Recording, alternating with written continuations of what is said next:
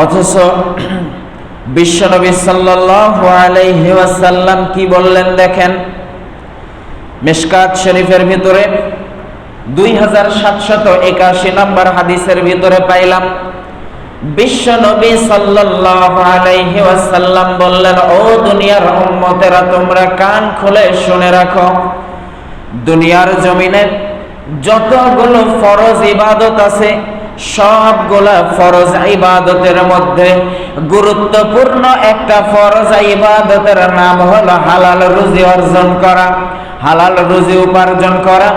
দিনের বেলায় দেখেন গায়ে খেটে রোদে পড়ে বৃষ্টিতে ভিজে একজন শ্রমিক শ্রম দিয়ে যে রোজগার করে, আল্লাহ এবং রাসূল সাল্লাল্লাহু আলাইহি ওয়াসাল্লামের আদর্শ মোতাবেক পরিপূর্ণ কাজ সম্পন্ন করার পরে যেই পরিমাণে পারিশ্রমিক বাড়িতে নিয়ে আসে, বিশ্ব নবী সাল্লাল্লাহু আলাইহি ওয়াসাল্লাম বললেন, আবু দাউদ শরীফের 3536 নম্বর হাদিসের ভিতরে জানালেন যে এই যে শ্রম, এই যে পারিশ্রমিক নিয়ে আসলেন, এই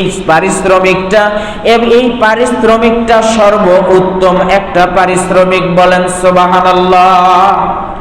যারা টেবিলের উপর দিয়ে খায়, টেবিলের নিচ দিয়ে খায়, আবার হ্যান্ডশিপের মধ্যে দিয়ে খায়, মুসাফার মধ্যে দিয়ে খায়, দিনের বেলা খায়, রাত্রে বেলা খায়, অন্ধকারে ঘরের মধ্যেও আবার খায়। এই খাওয়াগুলো যদিও লাখ লাখ টাকা, কোটি কোটি টাকা পর্যন্ত পরিমাণ হতে পারে, কিন্তু বিশ্ব নবী সাল্লাল্লাহু আলাইহি ওয়াসাল্লাম বললেন, ও দুনিয়ার উম্মতেরা, যারা গায়ে খেটে পরিশ্রম করে, দিনের বেলা দেখেন পরিশ্রম করে, আবার এমনও মানুষ আছে রাত্রে বেলাতেও নাইট ডিউটি করে, গার্মেন্টসে গিয়ে দেখবেন এরা যে শ্রম দিল, এই সারাদিন সারা রাত শ্রম দিয়ে যে পারিশ্রমিকটা পাইল, এই পারিশ্রমিকটা আল্লাহ রাব্বুল আলামিনের কাছে সর্বোত্তম খাদ্য হিসাবে পরিচিত হয়। বলেন সুবহানাল্লাহ। সর্বোত্তম খাদ্য এটা।